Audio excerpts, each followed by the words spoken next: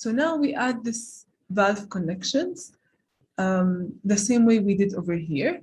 For this way, we can actually easily just, or you know what, let's just do it. Okay, so first thing we're gonna need is this valve. And I'm just gonna copy paste it because it makes it a bit easier. And then we're gonna add these three. Copy, paste, paste. And then we're gonna add this one right here.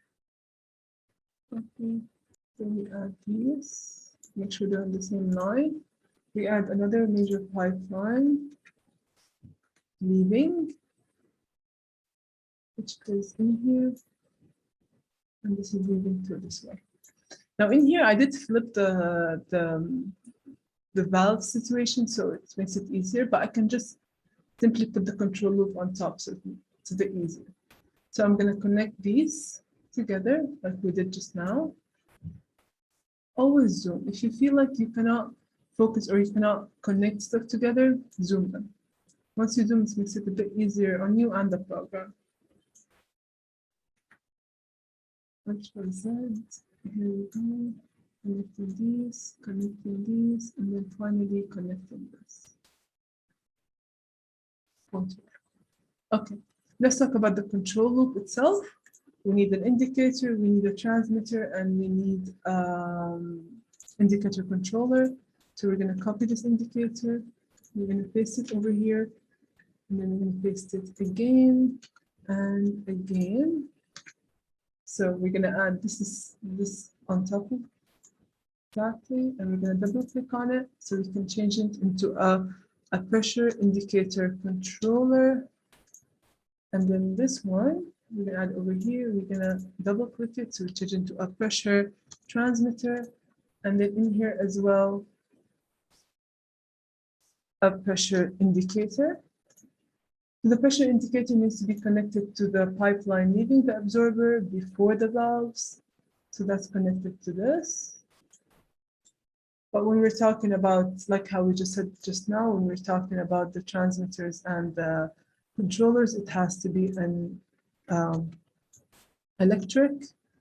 So here's electric, we paste it over here. We connect.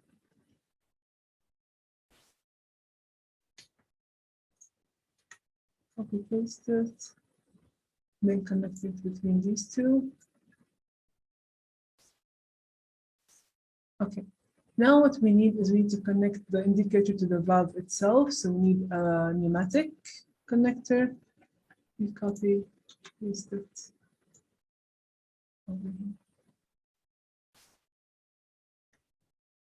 So this way, we have the second control loop, which is the pressure control loop. So if the pressure is too high, indicated to be too high, simply it will just, the controller will order the valve to increase its opening, so more gas will exit the absorber from the top, and therefore, basically, the pressure decreases inside the absorber.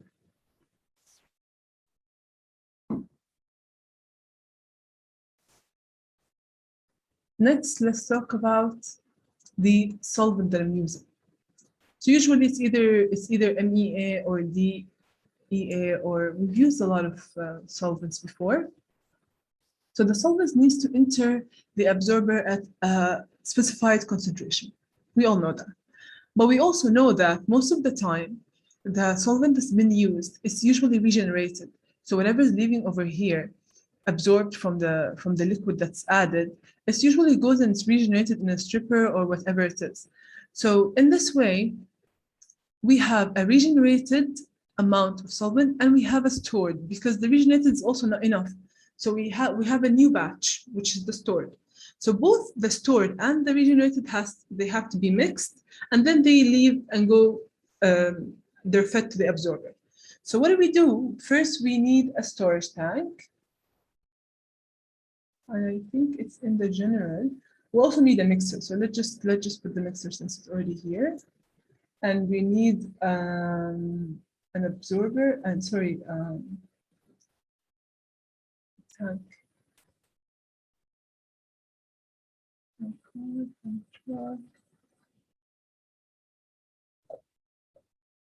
Okay, let's search it.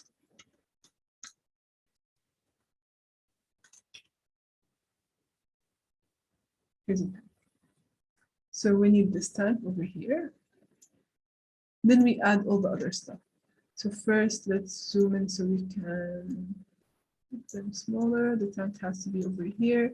The mixer has to be over here. So the first thing that's entering the mixer, or let's say this is leaving the mixer, is whatever is going to be fed to the absorber.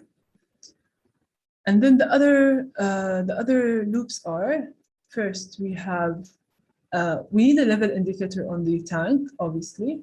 So this is also easy to add. We just have to add a level indicator from here. And we can connect it.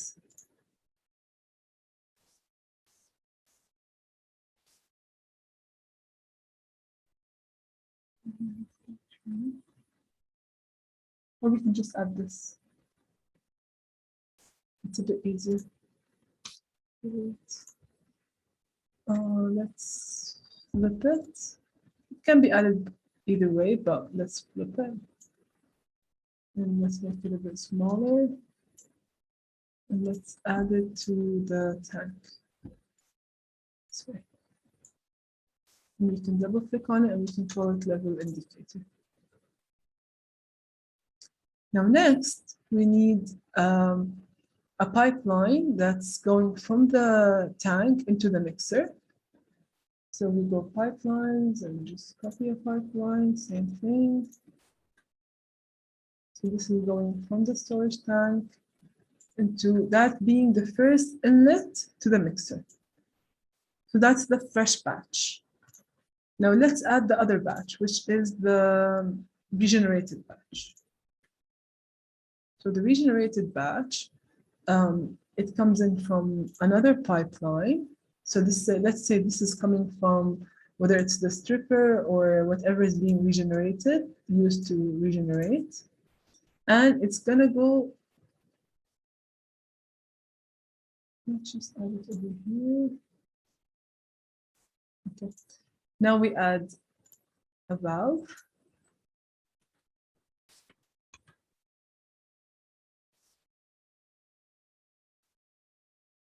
We connect it over here. Then we add another pipeline, which is going from the valve to the second inlet into the mixer. So now the pipelines to the mixer is done. So this is our mixer done. Now let's work on the control loop. So the control loop, so the concentration control loop is going to work on the regenerated part of the solvent, not the stored part of the solvent. So we add this set of valves that we use. Copy, paste. Let's add them over here. Let's also connect them.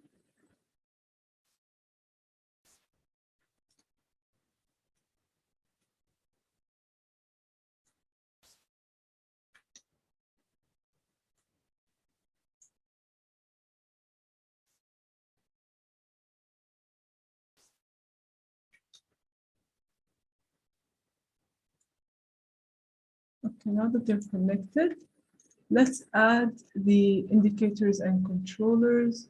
So we can just simply, put the pointer tool. Okay, we can just simply copy them.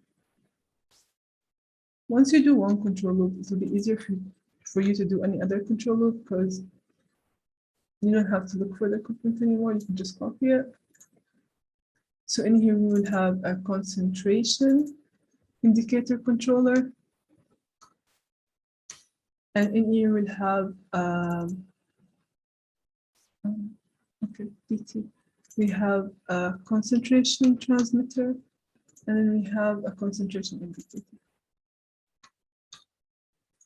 Between the concentration and indicator and the concentration, between the concentration indicator and the pipeline itself, look, it's connected to the pipeline that is going into the mixer.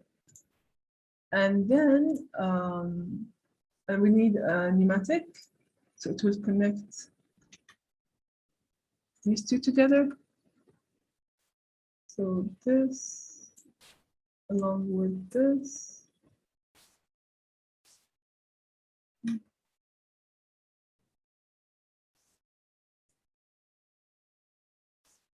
Okay.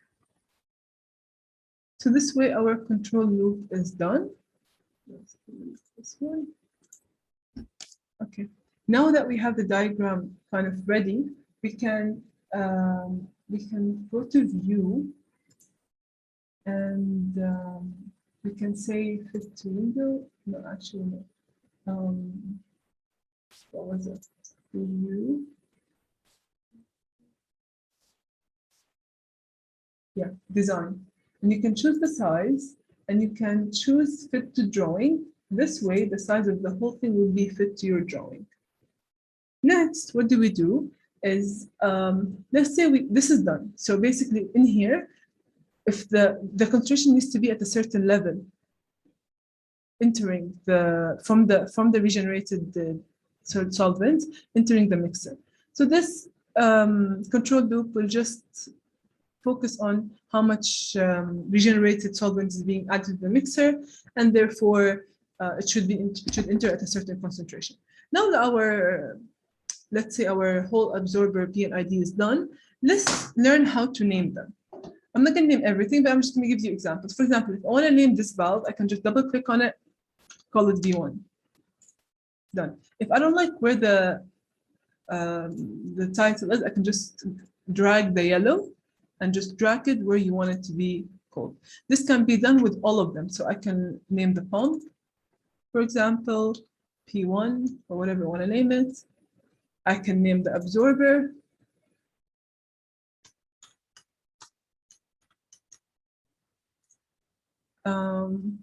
And I don't like where it's named, so I can just drag the yellow.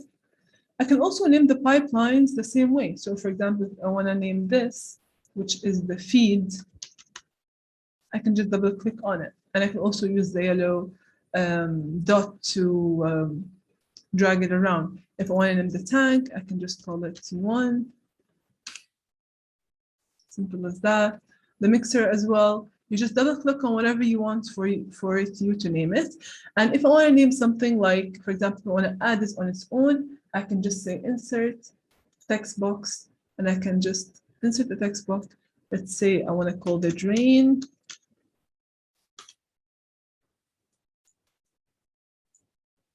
I don't want it to be bold. I don't want it to be less. Oh, sorry, less. Okay, and I can just drag it over here. And so this will be the P&ID of the absorber. We've done, as I said before at the start of this, we've done the,